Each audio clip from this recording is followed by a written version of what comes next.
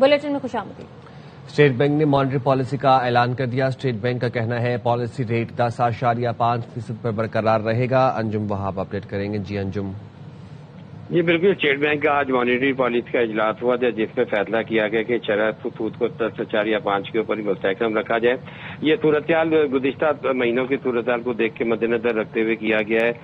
गुज़िश्ता महीने फरवरी में महंगाई की शरह तकरीबन 7% रही थी और जबकि करंट अकाउंट खसारा हमारा 121 मिलियन डॉलर का रहा था। ताहम अभी जो सूरत-ए-हाल हुई है, खित्ते में जो जंग छिड़ी हुई है, अमेरिका ईरान की जो जंग हो रही है, इससे आलमी सतह पर तेल की कीमतें बढ़ गई हैं। तवानाई की कीमतों में इजाफे को मद्देनजर रखा गया और दीगर मुस्तकबिल में महंगाई के इशारियों को मद्देनजर रखते हुए स्टेट बैंक ने शरह सूद को 10.4 या 5%। बहुत शुक्रिया अपडेट करने के लिए। वजीर आजम शहबाज शरीफ की जेर सदारत आला सतह का इजलास। वजीर खजाना मोहम्मद औरंगजेब ने किफायतशुमारी इकदाम पर ब्रीफिंग दी। इजलास में मुस्तहिक और गरीब शहरियों को रिलीफ देने की तजावीज पर गौर किया गया। इजलास में कौमी किफायतशुमारी पॉलिसी की मंजूरी दी जाएगी। वजीर आजम ने सूबों की मुशावरत से कौमी किफायतशुमारी पॉलिसी तश्कील की हिदायत की थी। इजलास में चारों सूबों के वज़राए आला और वजीर आजम आजाद जम्मू कश्मीर ने वीडियो लिंक पर शिरकत की। खैबर पख्तूनख्वा हुकूमत ने वफाकी हुकूमत की तवानाई बचत से मुतालिक मांगी गई तजावीज का जवाब दे दिया। मुशीर खजाना KP मुसम्मिल असलम का कहना है हमने तवानाई बचत के लिए मार्केटें जल्द बंद करने और किफायतशुमारी के लिए सरकारी गाड़ियों का इस्तेमाल कम करने की तजवीज़ दी है। वफाकी हुकूमत ने हमारी ज़्यादातर तजावीज़ कबूल की हैं।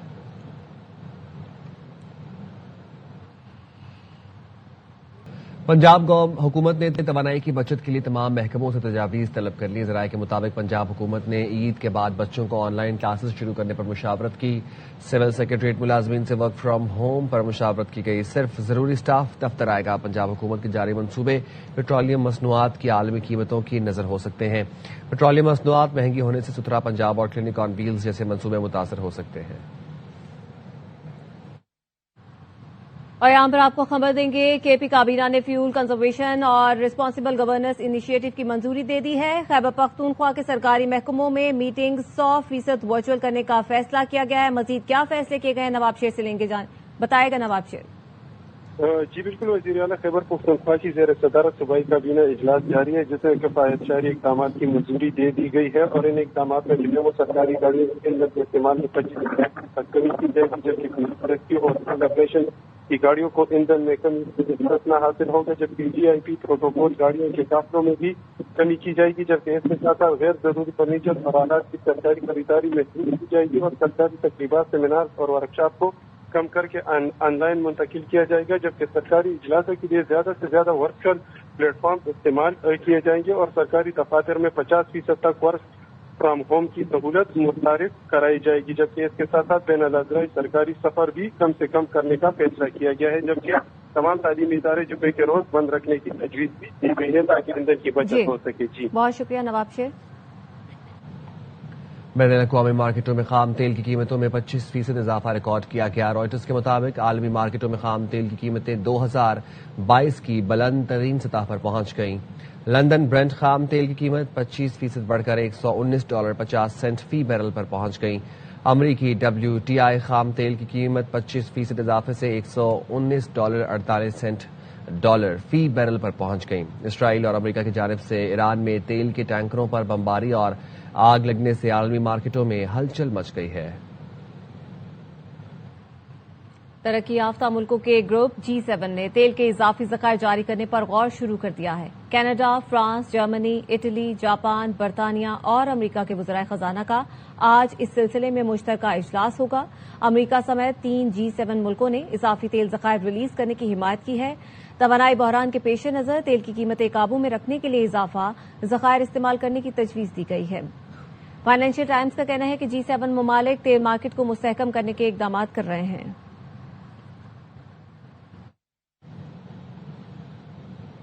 ایشیائی ممالک مہنگے تیل کے اثرات کو کم کرنے کے لیے ہنگامی اقدامات پر مجبور ہو گئے۔ رائٹرز کے مطابق جنوبی کوریا نے 30 سال میں پہلی بار پٹرول کی قیمتوں پر حد مقرر کرنے کا اعلان کر دیا۔ جنوبی کوریا کے صدر نے عوام کو پٹرول ذخیرہ نہ کرنے کا مشورہ دیا۔ جاپان ممکنہ طور پر قومی تیل ذخائر جاری کرنے پر غور کر رہا ہے۔ جاپان کے پاس 354 دن کی تیل ضروریات کے ذخائر موجود ہیں۔ ویتنام نے ایندھن کی درآمد پر عائد ٹیرف ختم کر دیا ہے۔ بنگلہ دیش نے بجلی اور ایندھن بچانے کے لیے عید تک تمام جامعات بند کر دی ہیں۔ چین پہلے ہی ریفائنریوں کو ایندھن کی برآمدات روکنے کی ہدایت دے چکا ہے۔ پاکستان اسٹاک ایکسچینج میں آج شدید مندی رہی۔ 11,015 پوائنٹس کی مندی دیکھی گئی۔ کاروباری ہفتے کے پہلے دن مارکیٹ کھلتے ہی کریش کر گئی۔ 9,700 پوائنٹس کمی کی وجہ سے کاروبار 1 گھنٹہ کے لیے روک دیا گیا۔ مارکیٹ دوبارہ کھلنے کے بعد بھی گراوٹ کا سلسلہ نہ رکا۔ 1,46,480 پوائنٹس پر کاروبار بند ہوا۔ دوران کاروبار 13,376 پوائنٹس کی کمی دیکھی گئی۔ اسٹاک ماہرین کا کہنا ہے مشرق وسطی میں حملوں کی وجہ سے oil and gas, cement, energy کی کمپنیوں کے حصص میں بڑی کمی دیکھی گئی۔ بین الاقوامی مارکیٹوں میں خام تیل کی قیمتوں میں مسلسل اضافے کی وجہ سے ایشیائی اسٹاک مارکیٹوں میں شدید مندی کا رجحان ہے۔ جاپانی نکائی 7%، ساؤتھ کوریا کا کوپسی انڈیکس 8%، ہانگ کانگ کا ہینگ سینگ 3%، شنگھائی کمپوزٹ 1.5%، انڈین نیفٹی انڈیکس 3%، جبکہ سینسیک میں 2.7% کمی دیکھی گئی۔ مشرق وسطی میں جنگ کے سبب عالمی خام تیل کی منڈیوں میں مسلسل اضافہ، جبکہ اسٹاک مارکیٹوں میں شدید مندی دیکھی جا رہی ہے۔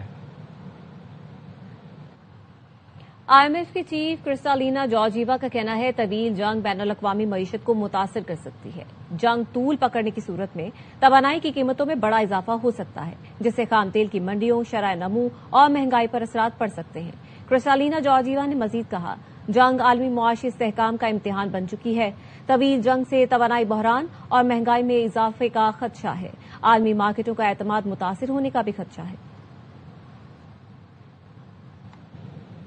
بحرین نے آئل ریفائنریز پر ایرانی ڈرون حملوں کے بعد معاہدے معطل کر دیے۔ بحرین کی سرکاری توانائی کمپنی بیپکو نے اعلان کیا ہے کہ اس نے فورس ماژور نافذ کر دیا ہے کیونکہ ریفائنریز پر ایرانی حملے کے باعث اس کی سرگرمیاں متاثر ہوئی ہیں۔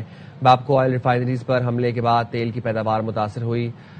المامیر میں بھی بحرینی آئل ریفائنری پر ایران نے ڈرون حملہ کیا۔ فورس ماژور قانونی اصطلاح ہے جس کے تحت کوئی کمپنی غیر معمولی اور قابو سے باہر حالات میں معاہداتی فرائض سے بری الذمہ ہو جاتی ہے، یعنی اس کمپنی نے جو معاہدے کیے تھے اب وہ اس پر قائم نہیں ہے۔ یہ پیش رفت ایسے وقت میں سامنے آئی ہے جب عالمی منڈی میں تیل کی قیمت $100 فی بیرل سے تجاوز کر گئی ہے۔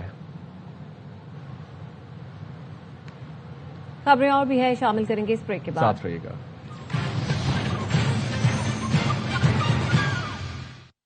امریکہ ایران کی تقسیم اور تیل کی دولت پر قبضہ کرنا چاہتا ہے۔ جنگ کا انتخاب ایران نے نہیں کیا، یہ لڑائی مسلط کی گئی، جواب جاری ہے۔ ایرانی وزارت خارجہ کے ترجمان اسماعیل بقائی کا کہنا ہے امریکہ نے اس وقت حملہ کیا جب مذاکرات جاری تھے۔ امریکہ اور اسرائیل نے ایران پر حملے کر کے بین الاقوامی قوانین کی خلاف ورزی کی۔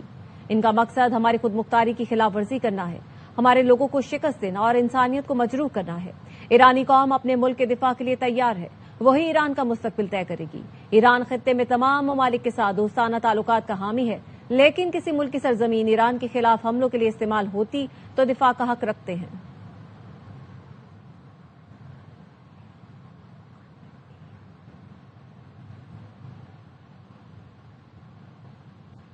اسرائیلی فوج نے یہ جنگ کے 10ویں روز ایران پر فضائی حملوں کی نئی لہر کا آغاز کر دیا۔ اسرائیلی فورسز نے پاسداران انقلاب کے ٹھکانوں پر حملوں کا دعویٰ کیا ہے، جس میں پولیس ہیڈ کوارٹر اور اصفہان میں کمانڈ سینٹر شامل ہے جو بسیج فورس کے زیر استعمال تھا۔ فضائی حملے میں ایران کے راکٹ انجن کی تیاری کے مرکز اور بیلسٹک میزائلوں کے لانچنگ سائٹس کو بھی نشانہ بنایا گیا۔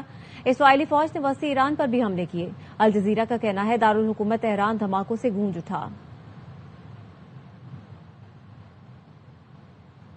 ادھر لبنان پر اسرائیلی حملوں میں 6 افراد جاں بحق اور 30 سے زائد زخمی ہو گئے۔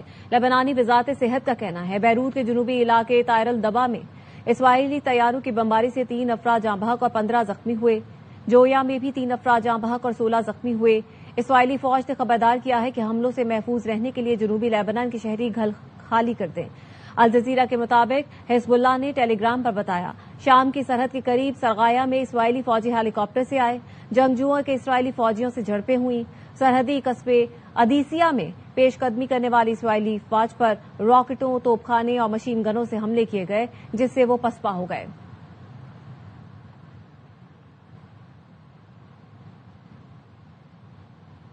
ہیومن رائٹس واچ کا کہنا ہے اسرائیل نے 3 مارچ کو جنوبی لیبنان پر حملے میں ممنوعی سفید فاسفورس گولے استعمال کیے۔ رپورٹ کے مطابق اس حملے میں کم از کم 2 گھروں میں آگ لگ گئی۔ رہائشی علاقوں میں اسرائیلی فوج کی یہ غیر قانونی کارروائی انتہائی خطرناک ہے اور اس کے شہریوں پر شدید نتائج مرتب ہو سکتے ہیں۔ سفید فاسفورس کی جلن والے اثرات موت یا ایسے زخموں کا سبب بن سکتے ہیں جس سے عمر بھر تکلیف ہو۔ ہیومن رائٹس واچ نے رہائشی علاقوں پر اسرائیلی فوج کی غیر قانونی کارروائیوں کو انتہائی تشویشناک قرار دیا ہے۔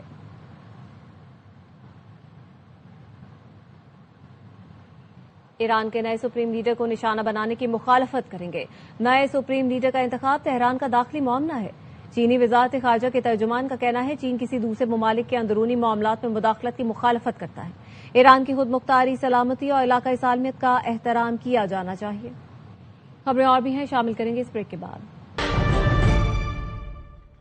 ریاستی اداروں پر گمراہ کن الزامات لگانے کا کیس ڈسٹرکٹ اینڈ سیشن عدالت نے عدم حاضری پر وزیر اعلیٰ سہیل آفریدی کے ناقابل ضمانت وارنٹ گرفتاری جاری کر دی ہے۔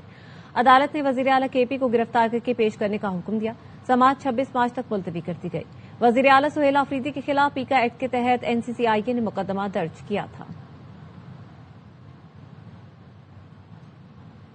انسداد دہشت گردی عدالت نے 9 مئی GHU حملہ کیس کے 47 اشتہاری ملزمان کی سزاؤں پر عمل درآمد کے لیے خصوصی حکم جاری کر دیا۔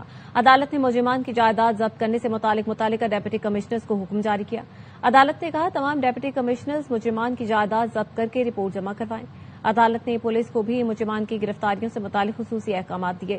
عدالت نے 47 اشتہاری ملزمان کو 10 سال قید، 5 لاکھ روپے جرمانہ اور جائیداد ضبط کرنے کا حکم دیا تھا۔ سزا دیے جانے والوں میں عمر ایوب، شبلی فراز، شہباز گل اور دیگر شامل ہیں۔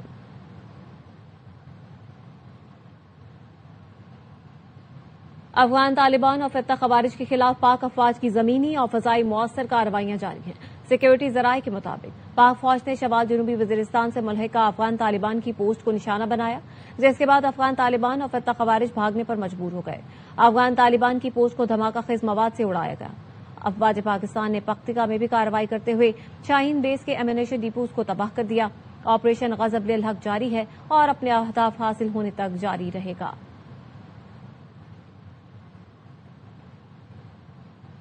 وفاقی وزیر اطلاعات عطا تارڑ نے غیر ملکی جریدوں سے گفتگو کرتے ہوئے کہا ہے پاکستان افغانستان کے اندر عسکریت پسندوں کے ٹھکانوں کے خلاف درست کارروائیاں کر رہا ہے۔ پاکستان نے افغانستان میں کسی شہری علاقے کو نشانہ نہیں بنایا۔ پاکستان صرف دہشت گردوں کے بنیادی ڈھانچے، ان کے معاون نظام کو ہدف بنا رہا ہے۔ عطاءاللہ تارڑ نے افغان طالبان رجیم اور UN مشن برائے افغانستان کی طرف سے افغان شہریوں کی ہلاکتوں کی خبر کی بھی تردید کی۔ عطا تارڑ نے کہا کابل میں اقوام متحدہ کی ایجنسی کی معلومات کا مکمل انحصار طالبان حکومت پر ہے۔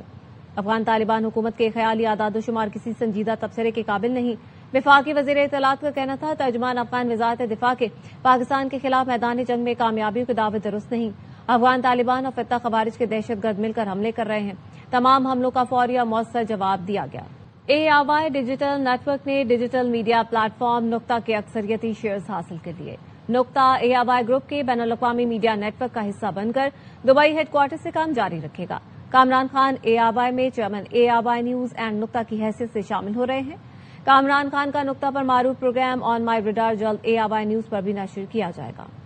پاکستان کے سب سے بڑے channel ARY digital network نے ڈیجیٹل میڈیا پلیٹ فارم نقطہ کے اکثریتی شیئرز حاصل کر لیے۔ نقطہ ARY گروپ کے بین الاقوامی میڈیا نیٹ ورک کا حصہ بننے کے بعد اپنے دبئی ہیڈ کوارٹر سے کام جاری رکھے گا۔ نقطہ کے بانی اور صحافت میں 42 سال کا تجربہ رکھنے والے کامران خان اب ARY میں چیئرمین ARY نیوز اینڈ نقطہ کی حیثیت سے شامل ہو رہے ہیں۔ ARY ڈیجیٹل نیٹ ورک کے بانی اور ARY گروپ کے CEO سلمان इकबाल ने कहा, मीडिया मंजरनामे की तब्दीली में ARY हमेशा सफ़े अव्वल रहा है। नुक्ता को ARY के इकोसिस्टम में शामिल करके हम अपनी डिजिटल मौजूदगी को मजीद मजबूत कर रहे हैं। ये मजबूत प्लेटफॉर्म डिजिटल दौर के लिए मजबूत सहाफत और जदीद अंदाज की कहानियाँ पेश करेगा। कामरान खान का नुक्ता पर मारूफ प्रोग्राम ऑन माई रेडार जल्द ही ARY न्यूज पर भी नशर किया जाएगा।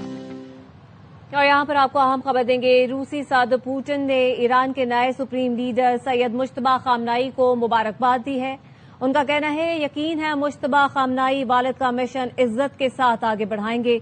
मुश्किल हालात में ईरान के साथ गैर मुतजलजल हिमायत जारी रहेगी।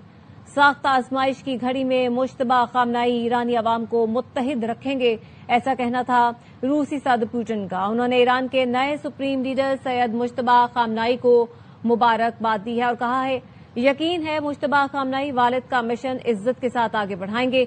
मुश्किल हालात में ईरान के साथ गैर मुतजलजल हिमायत जारी रहेगी। साख्ता आजमाइश की घड़ी में मुश्तबा खामनाई ईरानी अवाम को मुत्तहिद रखेंगे।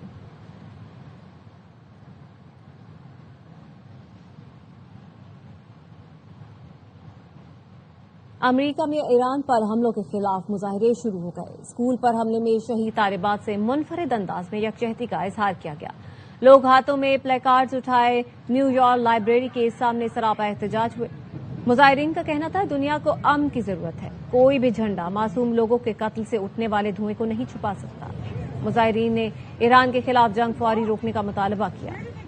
चीन के रोबोट ने एक आम इलेक्ट्रिशियन की तरह पावर लाइन की कामयाबी के साथ मुरम्मत कर दी। Hubei electric power research institute और वुहान स्टेट ग्रिड का मुश्तरका तौर पर बनाया गया ये रोबोट इलेक्ट्रिशियन रिजिड इंसुलेशंस को हटाने, ज़ेरी तारों को मरकजी तार में जोड़ने और कनेक्शंस के एन मुताबिक कसने के लिए प्रिसाइज लेजर कटिंग टेक्नोलॉजी का इस्तेमाल कर। न्यूज बुलेटिन से फिलहाल इतना ही। मजीद खबरों और तफसीलात के लिए आप देखते रहिए ARY न्यूज।